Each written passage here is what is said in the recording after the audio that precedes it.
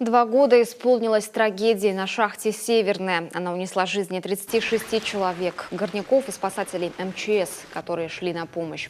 Памятные мероприятия накануне прошли у мемориала недалеко от места, где разворачивались события.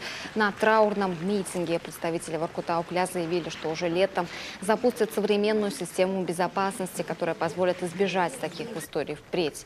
Родные и друзья почтили память горняков минутой молчания, возложили цветы и зажгли свечи. Вспоминаем погибших шахтеров, спасателей. Я хочу обратиться ко всем бывшим работникам шахты «Северная» и руководству Воркута-Уголь. Вспоминайте, не забывайте семьи погибших шахтеров. Звоните им, по возможности навещайте. Потому что, я уверен, из года в год у них все тяжелее и тяжелее на душе. Поэтому ваше внимание им будет очень дорого. Отметим, расследование причин трагедии идет до сих пор. По факту взрывов на шахте обвинения предъявлены 6 должностным лицам. Полностью сменилось руководство горнодобывающей компании.